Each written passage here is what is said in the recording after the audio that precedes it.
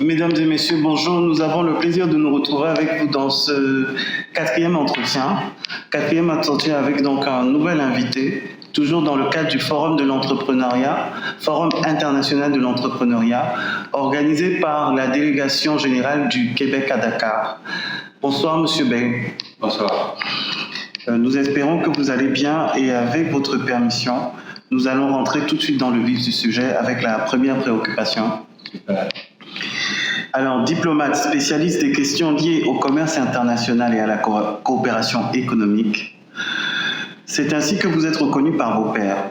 S'il fallait vous présenter en mettant de côté vos casquettes, vos différentes casquettes professionnelles, que diriez-vous? Autrement dit, qui est Richard Bell? Bon, maintenant je suis à la retraite, donc je suis un simple civil, mais j'ai quitté le Cameroun il y a 1 an.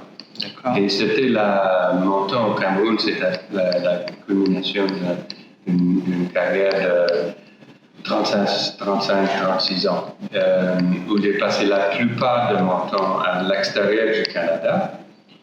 J'ai eu peut-être 8, 9, 10 affectations. La plupart en Asie. Donc, je dirais qu'entre 1998 et 2017, j'ai passé la plupart de mon temps en Asie. En Asie du Sud, en Asie du Sud-Ouest et un petit peu en Asie du Nord. Donc, j'étais, avant de venir au Cameroun, en Corée, un spécialiste de l'Asie. Mais le premier pays où j'ai travaillé, avant même que je devienne diplomate, c'était le Nigeria. Donc j'avais un peu... Et ça c'était ma première expérience de travailler à l'extérieur du Canada. Et j'avais toujours voulu retourner en Afrique. Et donc, quand on m'a offert la possibilité de venir au Cameroun, je l'ai saisi. La plupart du temps, quand j'ai travaillé dans les ambassades et les consulats, c'était dans la filière commerciale. Il y a plusieurs filières différentes dans les ambassades, commerciales, politiques, consulaires, management, immigration. Mais moi, j'étais plutôt un spécialiste du commerce. Et quand je suis devenu consul général, c'était dans 2 missions à orientation commerciale. On dit, c'était à Mumbai, en Inde, et puis à Ho Chi Minh Ville, au Vietnam.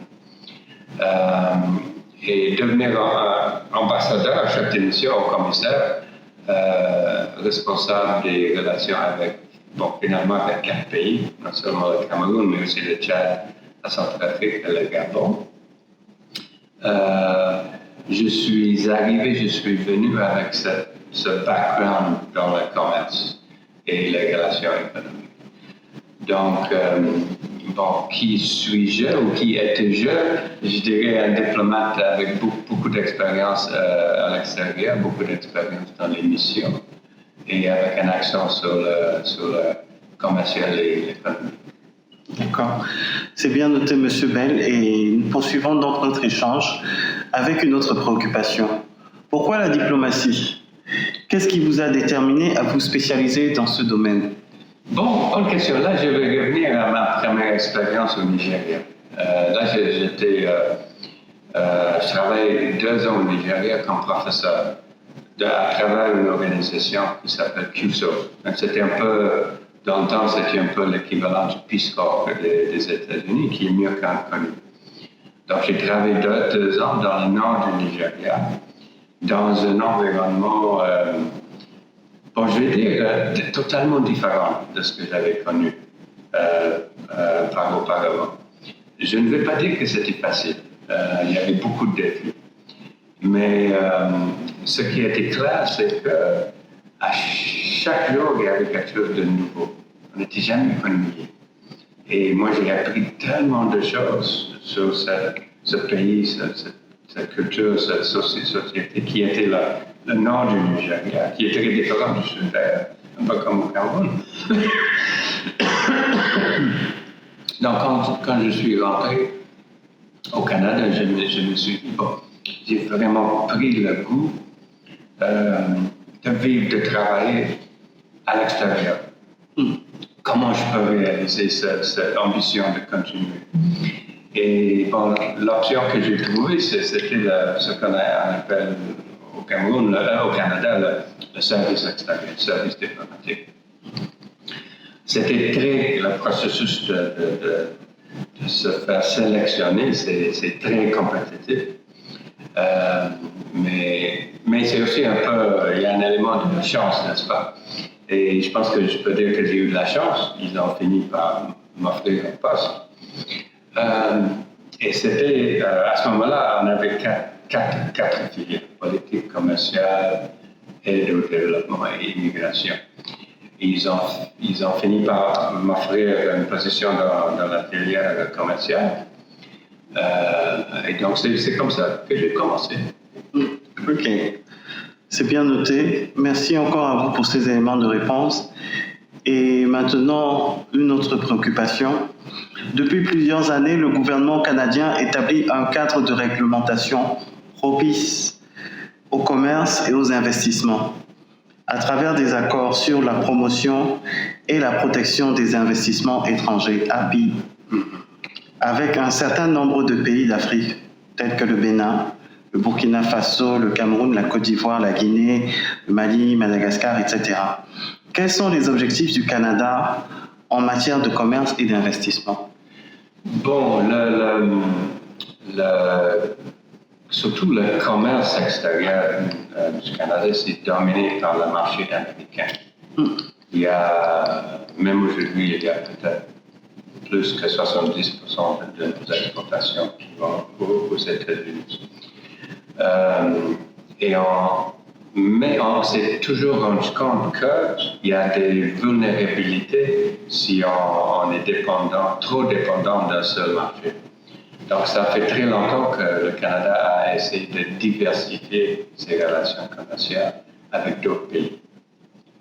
Il y a eu une grande emphase sur l'Asie, surtout avec la Chine, avec l'Inde, mais aussi avec d'autres pays et d'autres régions, le Japon, l'Asie du Sud-Est. Et maintenant, on se rend compte que l'Afrique, il y a beaucoup de monde qui parle de ça, de l'Afrique émergente. Il y a le facteur démographique, où les populations en Afrique continuent à augmenter. Il y a beaucoup de jeunes, les jeunes sont de plus en plus bien éduqués, branchés à travers l'Internet, avec une orientation technologique, etc., etc. Et donc, l'Afrique maintenant, c'est une autre région d'emphase pour le Canada. Et là, j'ai commencé à parler par le commerce, où j'ai dit que la majorité de nos exportations vont aux États-Unis. Pour les investissements, c'est un peu différent. Oui, il y a beaucoup d'investissements canadiens aux États-Unis, mais il y a beaucoup dans d'autres pays aussi. Donc, la situation c'est plus équilibrée. On a toujours eu des compagnies qui investissaient dans différents secteurs à l'extérieur du pays. En Afrique, on a vu un emphase sur le secteur minier. Il y a beaucoup de compagnies minières canadiennes. Ils ont investi en Afrique. En Afrique de l'Ouest, en Côte d'Ivoire. Oui. Et si on regarde le secteur minier, Sénégal, Mali, Burkina, Niger, surtout dans le secteur aurifère, c'est dominé par des compagnies canadiennes. Il y a des compagnies canadiennes aussi en Afrique de l'Est. Et c'est un exemple. Il y a le secteur minier au Cameroun, malheureusement, ça n'a pas été vraiment promu. Donc, il n'y a pas encore une présence canadienne. Et c'est dans ce contexte-là où on a beaucoup d'investissements à l'étranger et on veut encourager plus. C'est dans ce contexte-là qu'on a négocié ces accords de protection des investissements. D'accord. C'est bien noté. D'après vous, ces objectifs, c'est-à-dire ceux que vous venez d'évoquer, est-ce qu'ils peuvent être réalisés dans le contexte actuel marqué par les incertitudes? Bon, oui, et c'est vrai qu'il y a beaucoup d'incertitudes, beaucoup de risques. Mais est-ce que ça veut dire qu'on s'arrête de continuer de s'internationaliser? Je dirais non. Et bon, il y a des marchés comme... je disais à quelqu'un l'autre jour, pour le Canada, il n'y a personne qui pense à ça, mais le marché le plus risqué pour le Canada, c'est en fait les États-Unis. En partie parce qu'on fait tellement de business là-bas, mais ce n'est pas un marché sans risque. Mais je pense qu'avec des efforts continus, si on prend l'Afrique de l'Ouest, l'Afrique centrale, avec des efforts continus, surtout en partenariat avec, exemple, le Québec, je pense qu'on peut continuer à promouvoir nos partenariats, incluant au Cameroun. D'accord. C'est bien noté, monsieur. Et maintenant, compte tenu de l'importance grandissante de la diplomatie économique, peut-on encore la dissocier de la diplomatie politique traditionnelle? Ok, là c'est une question intéressante à poser à un diplomate canadien. Pourquoi? Parce qu'il y a 40 ans, il y a très longtemps, le gouvernement canadien a pris la décision de mettre les fonctions diplomatie politique traditionnelle ensemble avec la diplomatie commerciale. Donc, quand moi, je me suis joint au ministère, c'était déjà, ça s'appelait le ministère des Affaires étrangères et Commerce international. C'était déjà, ils ont déjà été mis ensemble. Oui, fusionnés. Et une des raisons pour laquelle on voulait faire ça, c'est que le gouvernement s'était rendu compte que les ambassadeurs traditionnels, qui venaient quasiment toujours du côté politique, ils ne comprenaient pas vraiment le commerce international. Ils n'avaient pas les instincts, ils ne savaient pas comment promouvoir, comment faire de l'advocacy. Et le gouvernement voulait que ça change. Il y a deux choses qui sont arrivées. Il y a plus de diplomates avec un background dans le commerce qui sont devenus chefs de mission. Mais en même temps, les diplomates traditionnels ont appris comment faire le commerce aussi. Et donc, on a fini, 40 ans plus tard, on a un corps diplomatique qui peut faire beaucoup de choses différentes à la fois. Et donc, je pense que le Canada, c'est un success story, ce qu'on a fait avec ce mariage. Si vous deviez établir une shortlist de recommandations à intégrer dans le cadre de la conduite de négociations entre des opérateurs économiques d'origine africaine et des opérateurs économiques d'origine canadienne, ce seraient lesquels d'après vous?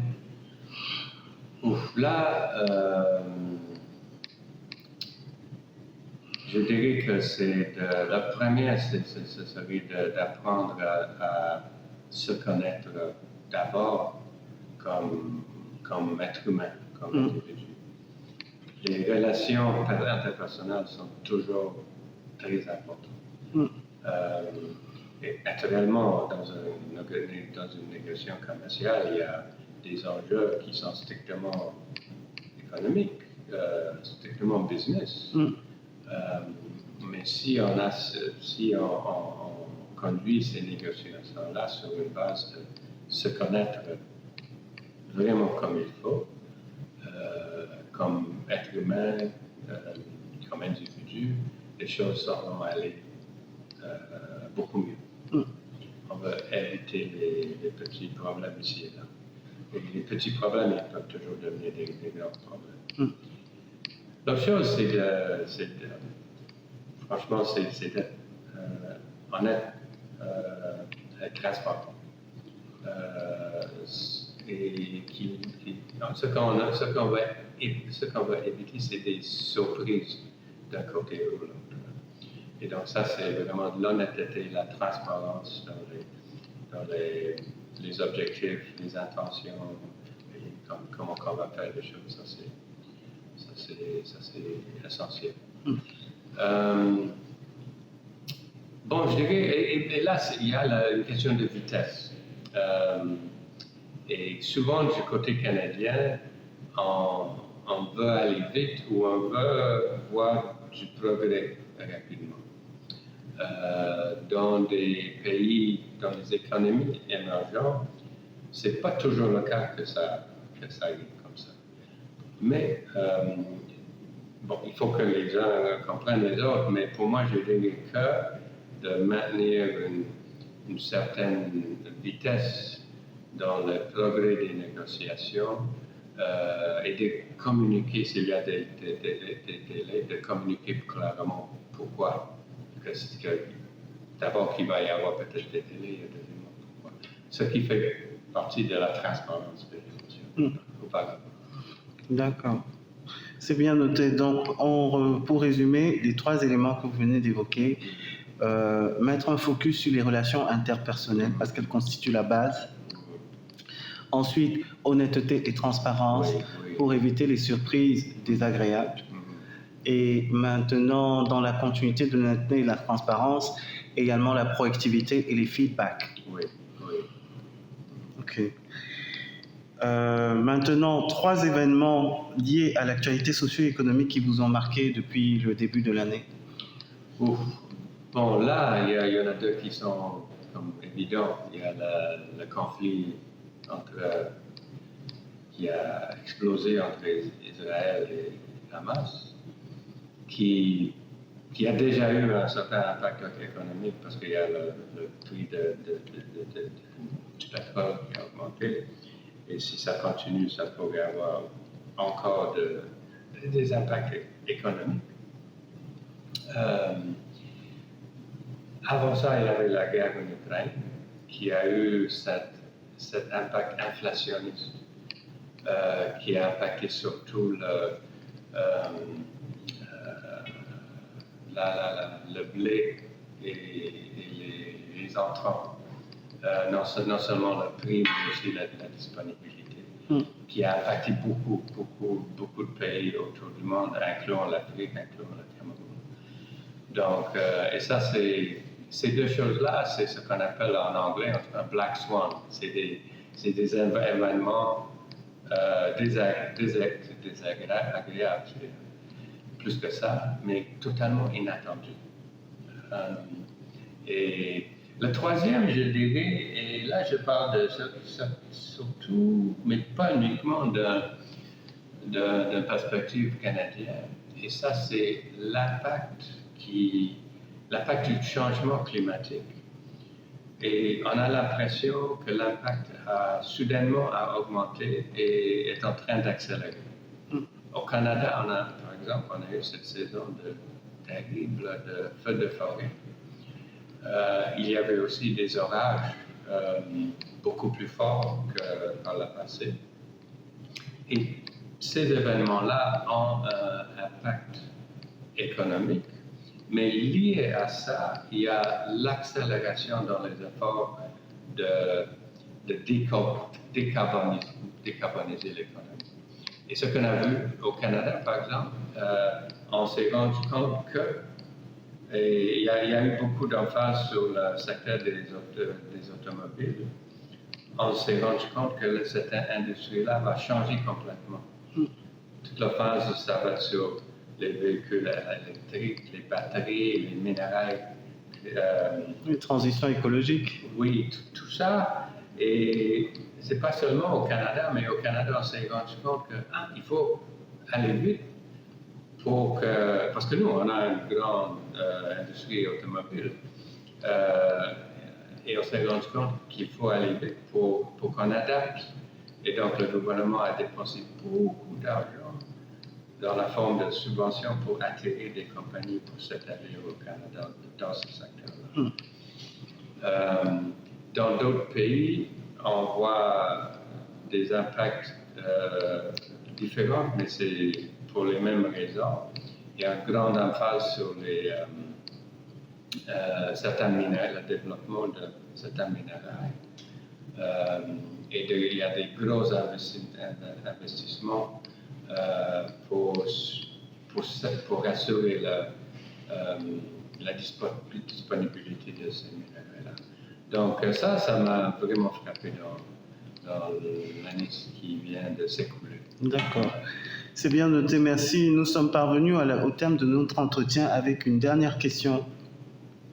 3 choses qui vous aident à garder le sourire, à rester motivé, en dépit du contexte actuel marqué par les incertitudes. Pardon, encore 3 choses. 3 choses. Quelles sont les 3 choses qui vous aident à rester motivé, en dépit du contexte actuel marqué par les incertitudes? Okay. Can you please mention 3 things helping you to keep motivated despite the current context featured by uncertainties? Oui, compris. Bon, je suis là. On m'a invité de rentrer au Cameroun pour un forum sur l'entrepreneuriat. Et ça, ce que j'ai toujours eu cette expérience ici au Cameroun avec l'entrepreneuriat. Lorsqu'on entre dans une salle avec de jeunes entrepreneurs, il y a un dynamisme qu'on voit. Et ça, c'est quelque chose qui rassure, ça me motive. Donc, c'est l'entrepreneuriat et surtout les jeunes, l'entrepreneuriat des jeunes. Donc, ça, c'est, on pourrait dire que c'est 2 choses, mais on veut dire que c'est seulement un. Deuxièmement, je dirais la résilience des gens face aux feux de forêt au Canada, face aux feux de forêt, face aux inondations, face à l'inflation. Ici au Cameroun, le gouvernement a retiré les subventions pour le pétrole, un grand choc. Mais les gens sont résilients, ils trouvent des moyens de survivre et continuer à survivre, n'est-ce pas? Donc ça, c'est un deuxième. Un troisième, je dirais plus généralement,